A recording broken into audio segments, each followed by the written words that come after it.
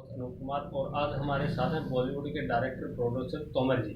तो आज हम इनसे बात करेंगे बॉलीवुड के नशा और जो कॉम्प्रोमाइज़ का जो मैटर चलता है, मुद्दा चलता है, उसके लेकर। सर, आपका तो बॉलीवुड में कहते हैं कि कॉम्प्रोमाइज़ है, तो इसका आपका क्या अर्थ है? कोई कॉम्प्रोमाइज़ है क्या चीज़? आपने एक अच्छा मुद्दा उठाया है। बॉलीवुड में कॉम्प्रोमाइज है, लेकिन मैं इस बात से सहमत नहीं हूँ। जो अच्छे कलाकार हैं,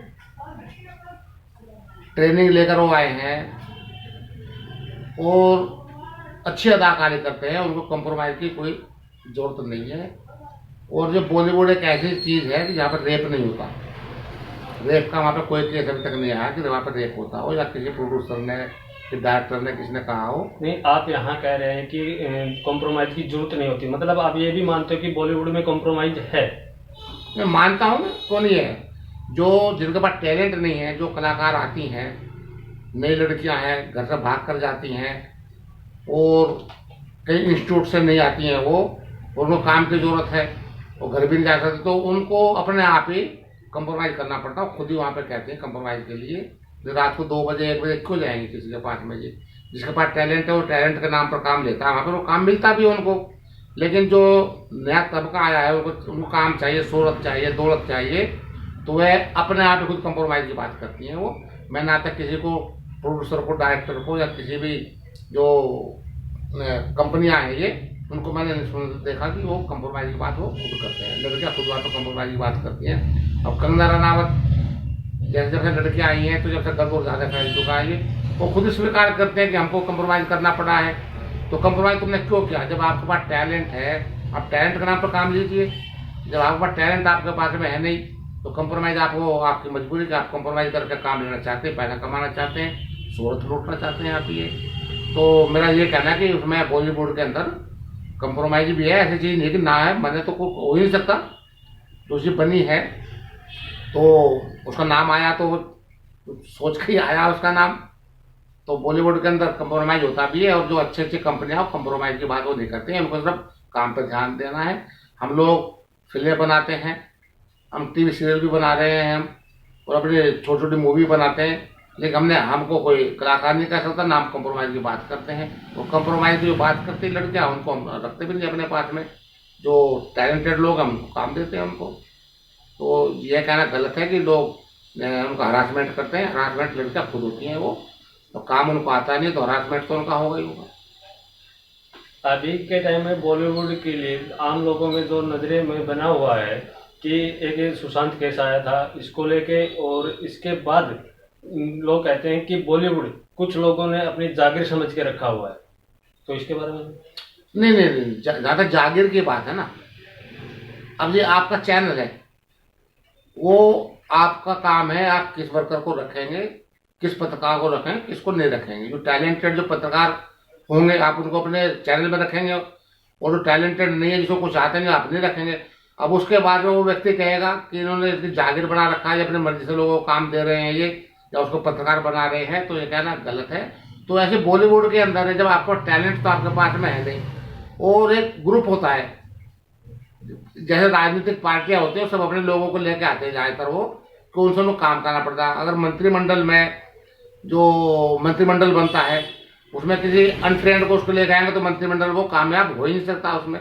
तो जो अच्छे लोग हैं उनको लिया जाएगा। अब उसमें आरोप लगाया जाएगा कि जबरदस्ती ये कंपनी मुझको फिल्म का एक्टर मुझको बनाया जाए, तो ऐसा कहीं नहीं होता। सब अपने लोगों को लेकर आते हैं, उनको अपनी फिल्म चलानी भी है और पैसा भी कमाना है।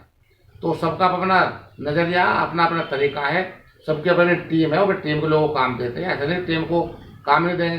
फिल्म में कोई तो काम करेगा। जब 50 लोग फिल्म के अंदर काम करते हैं, 100 लोग फिल्म के अंदर काम करते हैं, वो तो काम ले रहे हैं ना वो। अब जो उसके अलावा जिन लोगों को काम आता नहीं है, वो कहेंगे कि लोग हम जागीर बना रखा है, या अपने लोगों को काम दे रहे, तो अपने लोगों को तो काम देता रहता है। अब खेती बाड़ी की बात हो, अपने लोगों को काम देगा, वहाँ पर भी एक कंटेंट को सब काम दिया जाएगा। ऐसी कंपनी में होता है, जो टैलेंटेड लोग हैं, जो योग्य लोग हैं, उनको काम मिलता है, जो योग्य नहीं है उनको बाहर कर दिया जाता है। तो ऐसे ही फिल्म के वहाँ भी कास्टिंग होती है।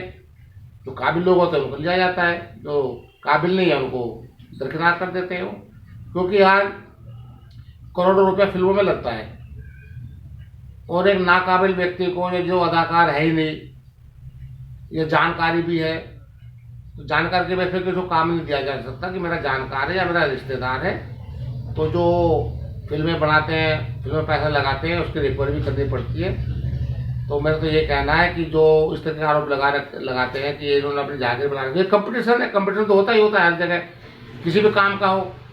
अब देखो अनिल अंबानी और मुकेश अंबानी दोनों भाई में कंपटीशन था, उसने अनिल अंबानी को पीछे छोड़ दिया और मुकेश अंबानी आगे पहुंच गया है। तो ऐसी है बढ़ानी, ये सब कंपटीशन चलते हैं उसमें। तो कंपटीशन का यही होता है कि दूसरों को नीचा दिखा कर और अपने को आगे लाना उसमें। तो ऐसे फिल्मों के अंदर है। तो टैलेंटेड लोग अभी सुशांत सिंह राजपूत केस को लेकर आपका क्या नजरिया है? देखिए, सुशांत सिंह राजपूत का तो मामला ये है कि वह व्यक्ति कायर था। वो जिसने उसने आत्महत्या किया था, मैंने उस दिन बोलता था जिसने कायरता का काम किया है। अगर कोई प्रॉब्लम थी, किसी किस्म की दिक्कत थी, तो उसको उसका मुकाबला करना चाहिए था। और जो उसको हरासमेंट कर रहे थे, उसको ब्लैकमेल कर रहे थे, तो उन लोगों को सजा दिलाता वो मुकाबला करके। क्योंकि जहाँ तक मैं समझता हूँ उसको ब्लैकमेल किया जा रहा था और ब्लैकमेल लड़कियाँ कर रही थी। और हो सकता है कि जो नशा जो चल रहा है वहाँ पे, नशे का जो खेल वहाँ पे चल रहा है, मुंबई के अंदर चल रहा है, बॉलीवुड में चल रहा है, उस नशे के खेल में सुशांत राजपूत भी शामिल था ये। और उसी की वजह से लड़कियाँ उसके पास में उसको ब्लैकमेल करना चाहती थी, जेल भेजने की उसको बात करती होगी, जहाँ तक मैं समझता हूँ, या बलात्कार के केस में उसको फंसाने की बात करती होंगी। तो जिसके डर की वजह से उसने ये आत्महत्या का उसने काम किया। लेकिन आत्महत्या उसको नहीं करनी चाहिए थी। अगर आत्महत्या नहीं करता तो हमारे जैसे लोग जो जुल्म के न्याय के खिलाफ लड़ते रहते हैं, हम लोग उसको पूर्ण सहयोग करते। क्योंकि जुल्म सहने वाला भी ठीक नहीं है। मैं उसको ठीक नहीं समझता। जुल्म सह रहा है और फिर अत्याचार सह रहा है और वो उसको सहता चला जाएगा, तो वो ठीक नहीं है। जुल्म को बढ़ावा देना है। तो जो आत्महत्या की वो समाधान नहीं हो सकता आत्महत्या। सर ब्रेक हो गया। ये हो गया, ये तो कैंसिल चल रहा है अभी।